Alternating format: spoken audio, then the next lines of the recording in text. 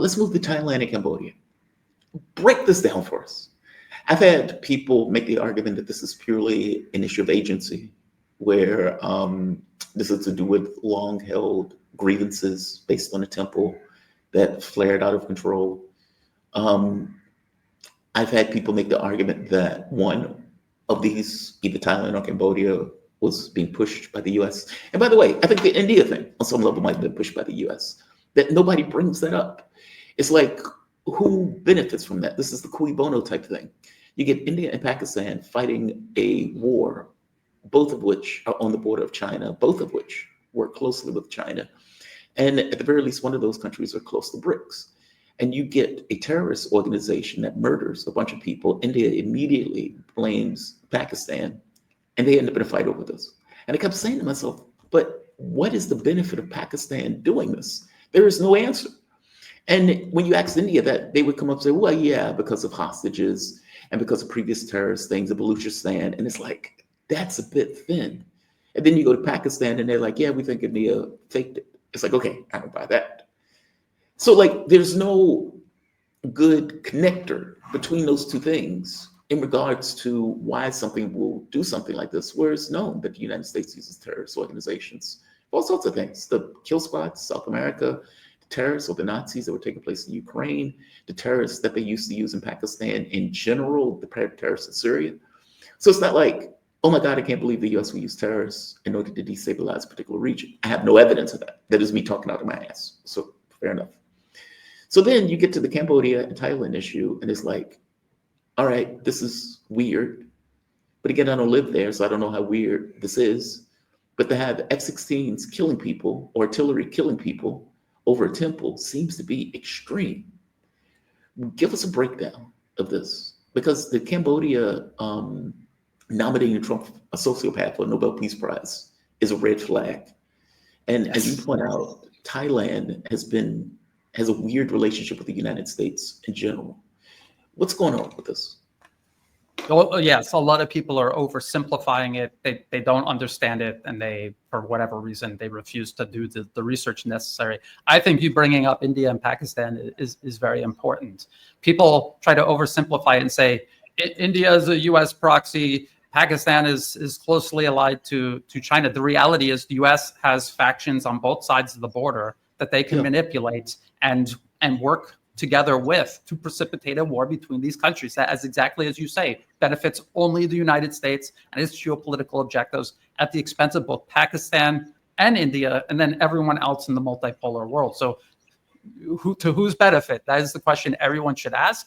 And it only benefits the United States. The same with this conflict between Thailand and Cambodia. It is not over a temple. Yes, there is this border dispute. But for the vast majority of time, 99.999% of the time of this 21st century, there's not been any armed conflict over this temple. It only flares up at very specific junctures. And it only seems to flare up at junctures where the U.S. is maneuvering, trying to maneuver a client regime into power or keep it in power inside of Thailand. And this is an objective that Cambodia itself has helped the United States facilitate over the last 20, 25 years. Now, people have to understand, it's not as simple as Thailand has F-16s, so they're backed by the US, and CNN told me that Cambodia is a Chinese colony, so that must be true because CNN said it. No, right. It's a little bit more complicated than that. You have to look at an array of metrics and look for the vector sum of what these metrics are telling you. What people miss is that, yes, China and Cambodia, in recent years, they've had a closer relationship. China is trying to invest. They have sold military equipment to Cambodia, but nowhere on any significant scale, as people seem to imagine it. If you look at their trade, yes, most of their imports are coming from China, also from Thailand, also from Vietnam. People don't look at these things, but their exports are overwhelmingly dependent on the United States. Cambodia exports mainly to the United States, more so than all countries in Asia combined. That includes China.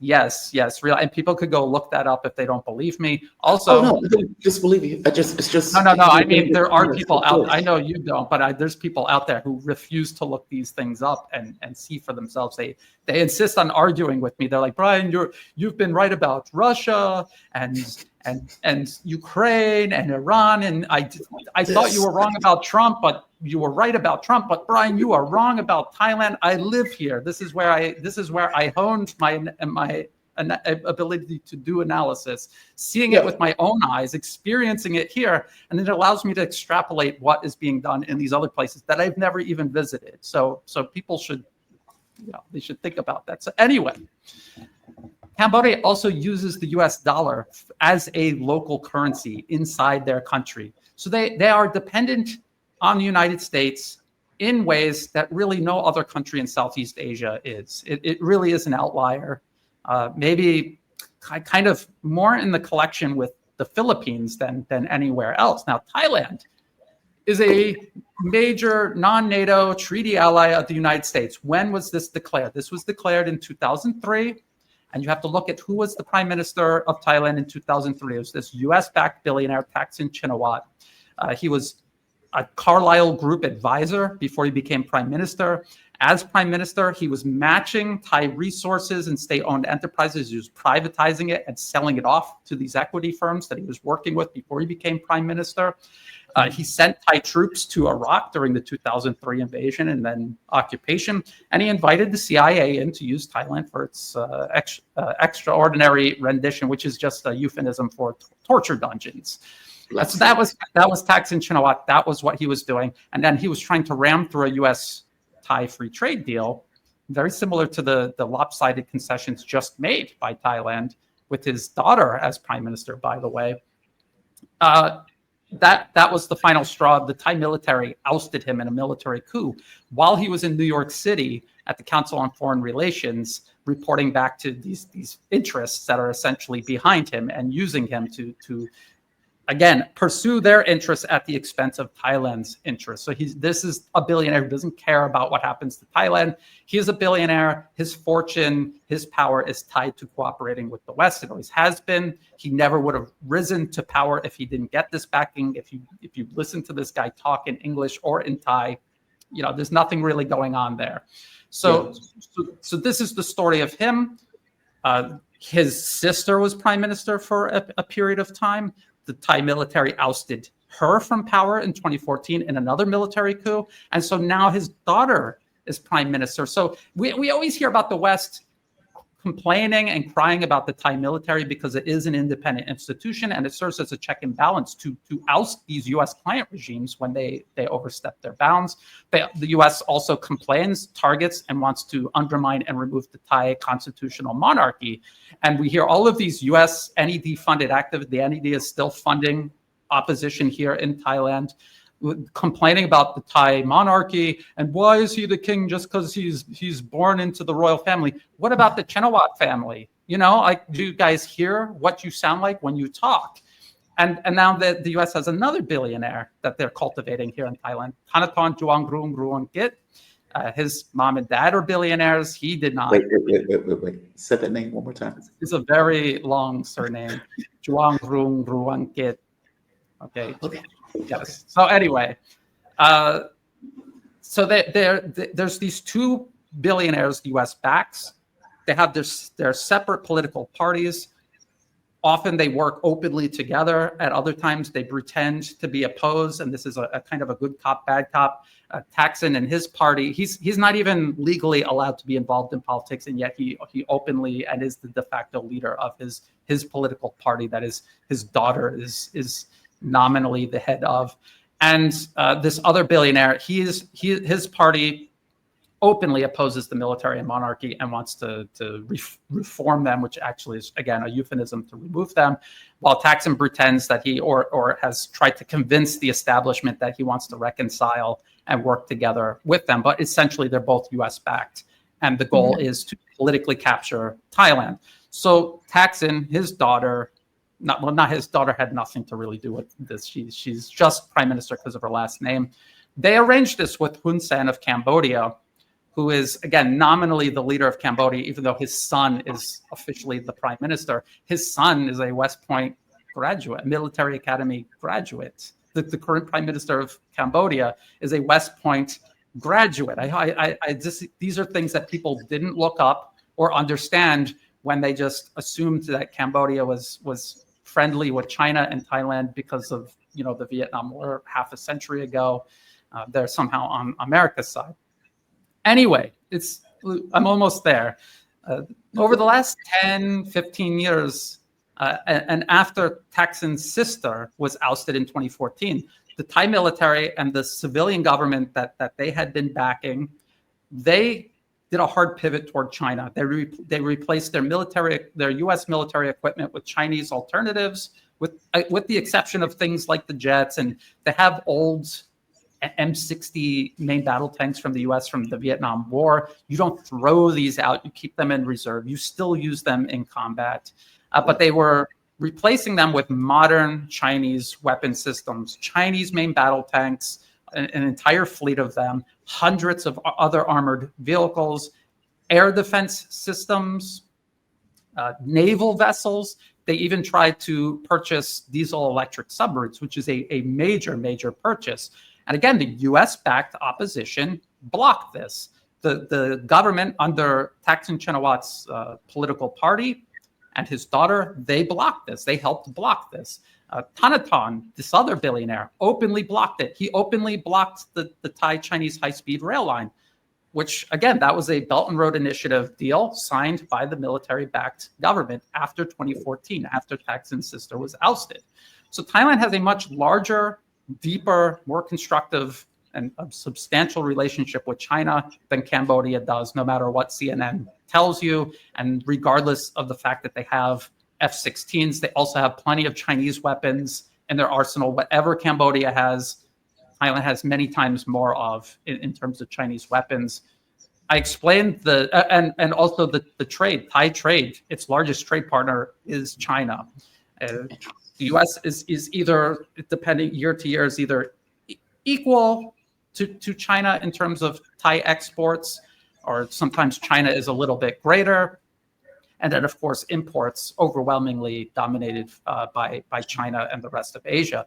So Thailand is in every conceivable way connected to China and the rest of Asia, with the exception of the U.S. client regime that is currently in power and the U.S.-funded opposition in Thailand that is trying to reverse this. Cambodia, on the other hand, has a significant economic dependence on the United States. And in the last year or so, again, Hun Sen's son, a West Point graduate, people, again, they didn't look this up, U.S. Secretary of Defense Lloyd Austin under the Biden administration visited Cambodia last year to start talking about building up military ties with Cambodia. A U.S. naval vessel visited Cambodia, including the port facility that China had upgraded for Cambodia. And then as this border conflict was in the middle of taking place, as Cambodia used unguided rockets to target populated areas on the Thai side of the border, which includes ethnic Cambodians. My wife's family has relatives who are ethnic Cambodian in that area who were being shelled and had to evacuate. The Cambodian military leadership went to the United States, U.S. Indo-Pacific Command, to sign an agreement about vastly expanding U.S.-Cambodian military cooperation. And so it's not, again, it was a CNN article that said Thailand is U.S. equipped, close U.S. ally, and Cambodia is backed by China. It's literally the other way around. And then, people doubted that, but now look at Cambodia. We're going to nominate President Trump for a Nobel Peace Prize. He was instrumental in solving this war that we needlessly started. I mean, it's ridiculous. It's just, they can't help themselves. They can't help but expose what they're doing through things like that. But, people are stubborn and they'll refuse to even see or consider that as well. So it sounds like Thailand has a divided position on this. It seems like their roots are deeper with China, but they also have this kind of odd relationship with the United States. Not to mention the uneven trade deal that Thailand effectively signed with the United States. How do you see this? Do you see this as U.S. influence in both? I mean, because look, all things being equal, as I pointed out, China doesn't necessarily like to start conflicts. They don't like to be in conflicts. And if indeed with the deep roots that are associated with Thailand, I guess I don't know, I'm so confused on this. How I don't buy this premise that it's China versus the US, even though I would buy the premise that the US is pushing one into the other, that is forcing the other to act, and to act at the time where there's a political division taking place in Thailand, where Thailand basically had to respond. Any country being attacked is going to respond. Um, where do you see this? I mean, because this was at the exact same time this deal was being signed. Yes. Very suspicious, isn't it? So Yes. what happened is, just like we were talking about with India and Pakistan, the U.S. was using factions on both sides of the border to precipitate a war that benefited neither side. So the Cambodian government, obviously, we can look at the metrics. Yes, they have pivoted hard toward the U.S. over the last year. They obviously made some sort of deal. They were working with Thaksin Shinawatra himself. Thaksin was just in Cambodia last year, and now they're pretending like they're enemies. And it was his daughter who was making concessions to Cambodia. Yes, the phone call and the leak. I'm sorry to interrupt. This is what you call uncle, right? Exactly. Okay. Yes, because her daddy goes playing golf with Hun Sen in Cambodia, and when Thaksin was trying to overthrow the political establishment in Thailand through two U.S.-backed, very, very violent color revolutions in 2009, 2010, all of his facilitators fled to Cambodia and were harbored there by Hun Sen and allowed to continue agitating Thailand from Cambodia for years and years and years. So they likely worked together. His daughter, this leaked, and it was leaked by Cambodia, and it was done deliberately to force the Thai military into an impossible situation where the civilian government is making concessions that the military would obviously never accept, that the Thai people would never accept. There were protests that people were asking about. Is this an Eddie D-funded color revolution? I said, no. This is opposition to the current U.S.-backed client regime in power. They want that regime out. They want Thai interests to determine Thai's destiny, not a client regime where everything is being decided in Washington and for Washington. So the Thai system is divided because there is U.S. influence and interference and a U.S.-backed client regime in power right now. And the military is a counterbalance to that. And they were forced into this situation. And what this did was distract everybody on both sides of the border. It caused the Thai military to be wrapped up in this very urgent and serious crisis. So they have no time or resources to focus on the civilian government and what it's doing on behalf of the U.S. And then these trade deals were rammed through.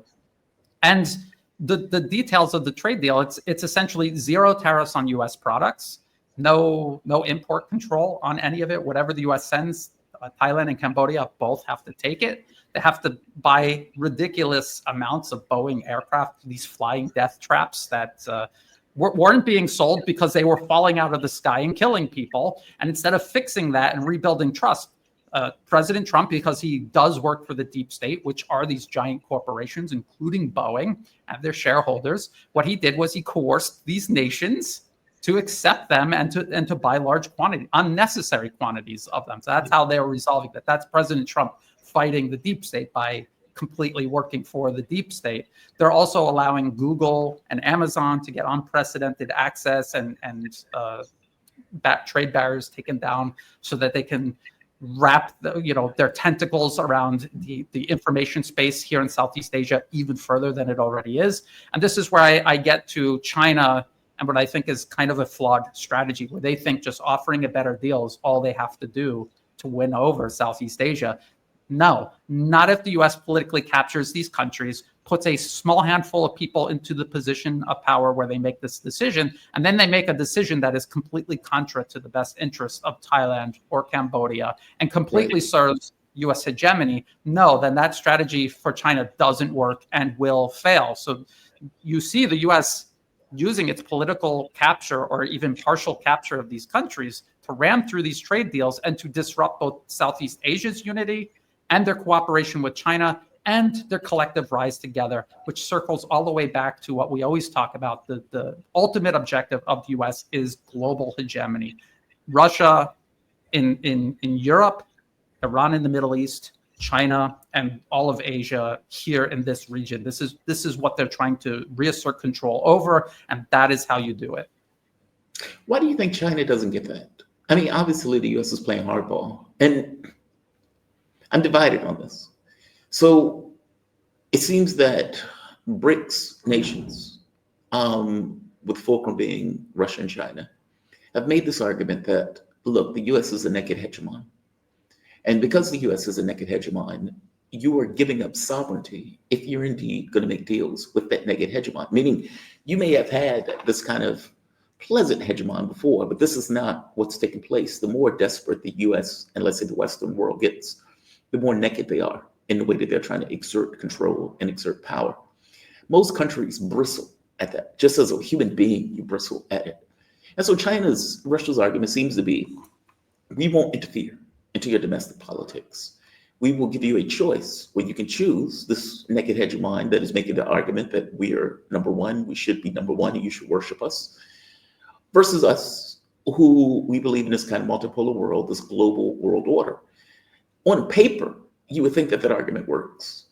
In practice, if you can use some kind of leverage in order to compel behavior, the argument becomes more difficult to make. Maybe it works in the long run. In the short run, as you point out, you get your tentacles in a particular country, in their information space, in their political space, in a way that makes it that much more difficult for you to make any kind of agreement with a country that may be this kind of kumbaya country at the moment. So I get their argument, but I also get the contrary argument of these guys are not playing even. They are playing to win, and they're playing to win by beg, borrow, steal, bite, kit, whatever, in order to maintain this level of primacy. Give me a take on that, because that does seem to be the argument that China and Russia are making to the rest of the world. We believe in international law. We don't want to interrupt or interfere into your domestic politics. We will offer you deals. Those deals will be fair, better, etc. So it is natural for you to come to our side, especially if you don't want to be stuck under vassalage by a naked hegemon. Is that argument working? No, it doesn't. I agree with you completely on this, where that is the arrangement. Both sides are making a deal, but then the U.S., in addition to making its very poor, unappealing deal, they reach into the country and they scoop out the people who would decide in their own nation's best interest. They scoop them out of power and they install a client regime in its place, which is exactly what is happening right now in Thailand, which is why the military is opposed to the current government, which is why they wanted to get them out, which is why they've overthrown two Thaksin governments this 21st century already, and want to get rid of this one way or the other. And so it's not an even deal. It's not a choice, really, because the U.S. is taking over that nation's ability to make a good decision in their own interest through political interference, through color revolution, through client regimes. And the ultimate destination for a nation politically captured by the U.S. is Ukraine, where it's turned into a battering ram and it commits national suicide for Washington at its own expense in terms of its own existence as a nation state. And to one degree or another, this is what the United States wants to do to other nations in Europe, and you can see them actively succeeding.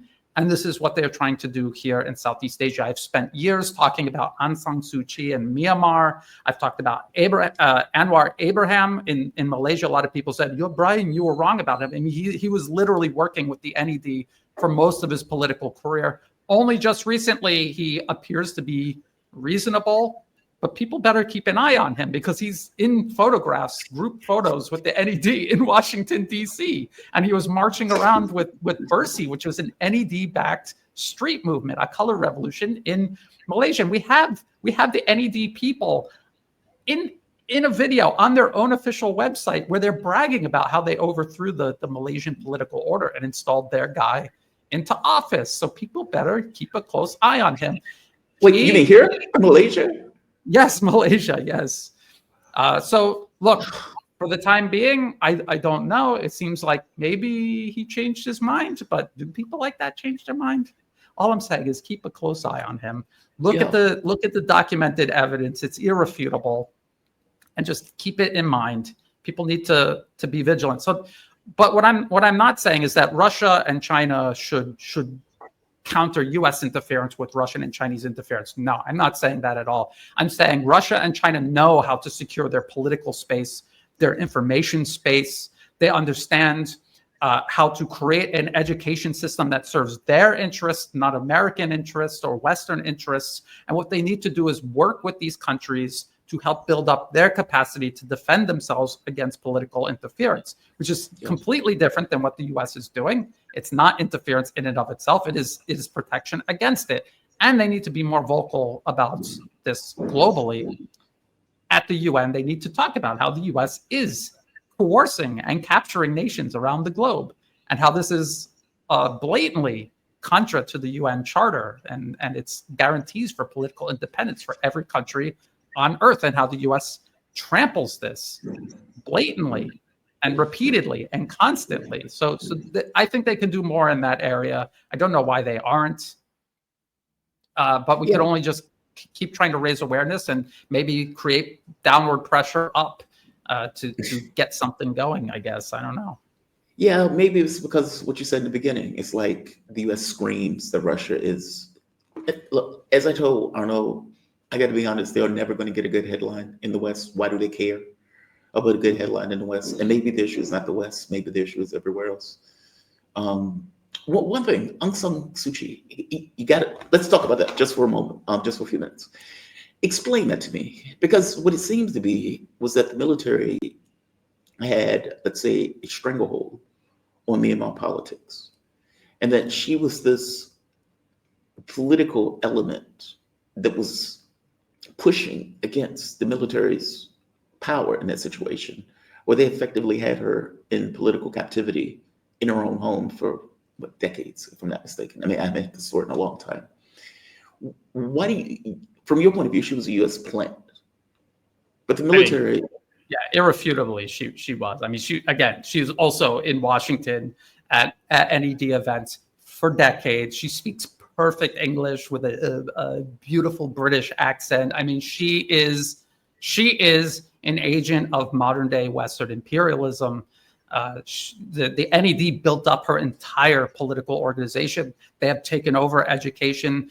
You're saying that the military, I don't think that they had a stranglehold on politics. I think they were hanging on for their life. And it's not to praise the Myanmar military. There's plenty to say about them. But the reason why they removed her from power was because she was literally recolonizing Myanmar on behalf of the US and the British, who are Myanmar's former colonial masters. Aung San Suu Kyi, for that brief window where she was in power, she literally had white guys in her inner circle rewriting the constitution, rearranging Myanmar's economic policies, advising her, running her media campaigns. I mean, literal British, Americans, Australians running around Myanmar like modern day colonial viceroys, just running around, running everything with just her as the figurehead. And the whole movement, this armed movement against the central government and military right now, these are all US funded organizations and militant organizations. And again, there are white guys running around with guns inside Myanmar, training them, going on patrol with them. I've talked about them, Free Burma Rangers. There's WikiLeaks diplomatic cables where these guys are reporting back to the Thai consulate in Chiang Mai, which is very close in proximity, relative proximity to Myanmar. And so it is a huge, dirty war the US is fighting in Myanmar, right on China's border. These militants just so happen to attack Chinese factories. They attacked the pipelines, which are part of the Belt and Road Initiative. They were stirring up trouble in Rakhine province. This was where the pipeline terminates and oil is onshored and sent to China without going through the Malacca Strait. So it's really, the US does all of this to attack the Belt and Road Initiative in ways they can't do directly. If they could, they would just bomb it, carpet bomb the Belt and Road Initiative, but they can't. So they back these armed militants and these political groups to first oppose it politically, try to block it, but if it's built, then just have literal armed terrorists attack and try to physically destroy it. And China doesn't get involved. Like, they don't back groups that are more aligned with national interests, or do they? I mean, if they did, I wouldn't get the sense that they would be loud about it. It would be very subversive. But do they? It's hard to tell because, like you say, they're not doing it openly. Something is going on in Myanmar where a lot of these armed groups are handing territory back to the central government because of deals the Chinese government apparently made with them. What deals? I don't know. I don't know what's going on there, but they're trying to do things. I just don't know if they're doing enough. And again, if they were to create a means of exporting the means to defend information space in the same way they export actual weapons to protect the physical domains of these nations' national security, this wouldn't have happened in the first place. There's not going to be a color revolution in Russia or China anytime soon because they know how to do that. They need to export that know-how and the tools necessary to implement this to all of these other nations aspiring to join this multipolar world, or the US is going to pick them off one at a time. And we can see how successful they are in not just capturing these countries, but then utilizing that capture to disrupt the collective rise of Asia and the multipolar world as a whole. Brian, great breakdown. Great breakdown. Best breakdown I've heard on this up to this point. Like I said, I've heard people give their takes. In some cases, this is about agency. In some cases, the US is pushing one or the other. This is a really good breakdown because it explains some of the complications when you're looking at this, thinking to yourself, okay, what the hell is going on here? Why is this functioning this way? And just get your take on something else that I think I already know what your answer is going to be on this.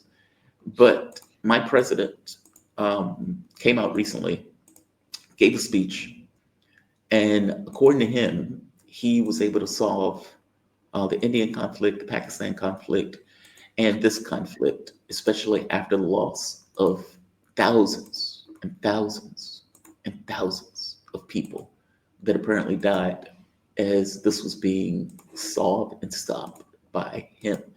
As that Indian woman pointed out, thank God that Donald Trump helps, gravity works. Thank God that he worked with Jesus so we can see another day. This is Trump. Listen to what he says here.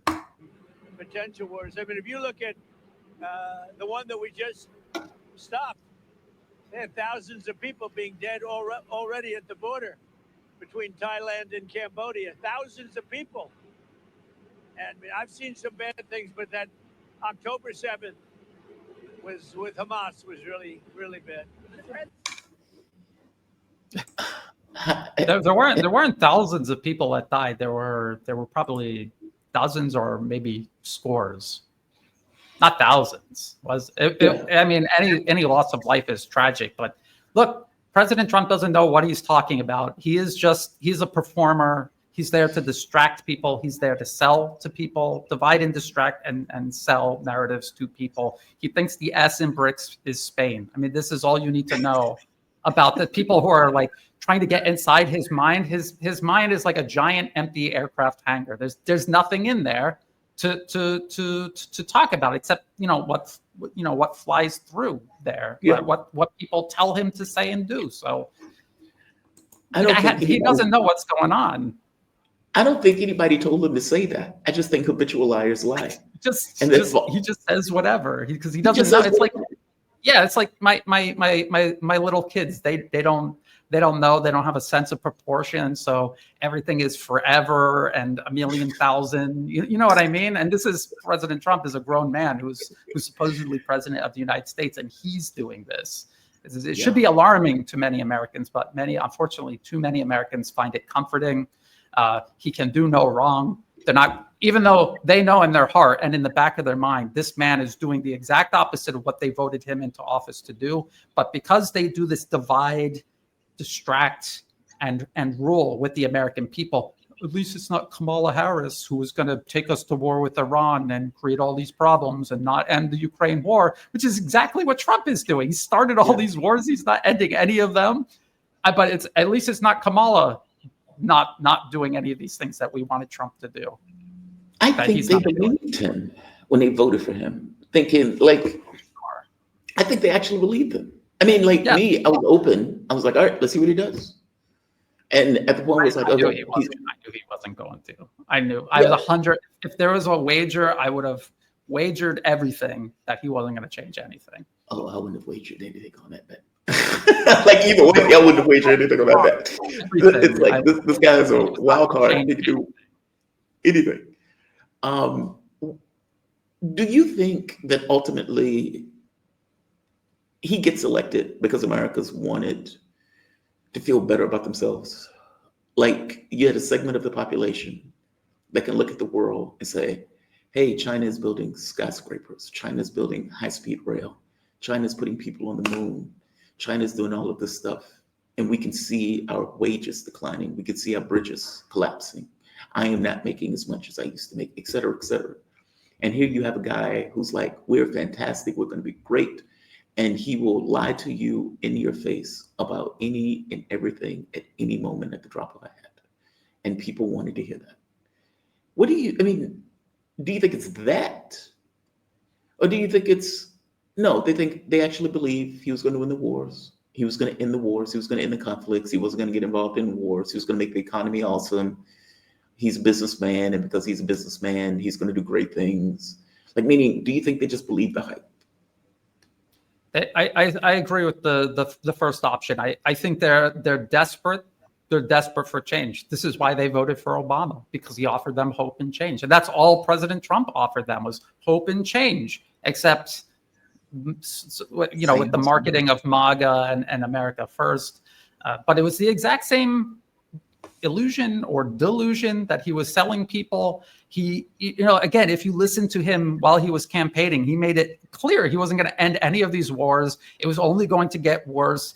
People said, well, J.D. Vance is the voice of reason. He said we needed these weapons to go wage war with China, which is a larger, more dangerous war than already you have with Russia, which, as you pointed out, could end all life on Earth already. Yeah. But they want to wage an even larger war. And if you listen to J.D. Vance carefully, again, before voting even took place, he was saying, we need to freeze the conflict, not end it. He wasn't talking about addressing the root cause. And the root cause, and the Trump administration has admitted this multiple times, the root cause is it is a U.S. proxy war with Russia. Yeah. They admit that out of one side of their mouth, they admit that it's a U.S. proxy war against Russia. Out of the other side of their mouth, they're pretending to be mediators between Russia and Ukraine. And so it's just deliberate dishonesty. And this is how I knew, and because everything is determined by these policy papers. There is a whole slew of policy papers connected to the Trump administration directly that were carried over from these central think tanks. And they all said this exactly what is happening now is what they were going to do. And I was screaming, warning people, and people said that I had lost my mind. They're like, Brian, you have been right about everything up until now, but I think you have Trump derangement syndrome. You're wrong. You just hate Trump. You hate America. You're a Chinese. You're a CCP shill. You're a Putin puppet. But look at where we are right now. A lot of those same people have come back and apologized to me because they can see with their own eyes. Other people are going to lie to themselves because they, my friend Rashid, he always says people, they will pick delusion over reality because it's just too much for them to accept. They can't accept it. It overwhelms them. I think that's Brian, where we are right now. I'm going to close this out. Thank you for this. I think people don't have a choice, like meaning in a political sense, there is no choice. Whether it was Kamala Harris or whether it was Donald Trump, as you pointed out, the playbook was effectively the same. It will take the system to either collapse or it will take something outside of the political space. I don't know what that's. I can't see around corners. Brian Berletic, Bangkok-based geopolitical researcher, writer, and host and creator of the New Atlas. He has a fantastic show. Brian gives fantastic breakdowns. Thank you for this, man. I really do appreciate it. You be safe, okay? Thank you. Yes, thank you so much for having me, and say hello to Mark for me. Oh, I will. He's going to be on in a few minutes. Have a good one, man. Be safe. All right. Brian is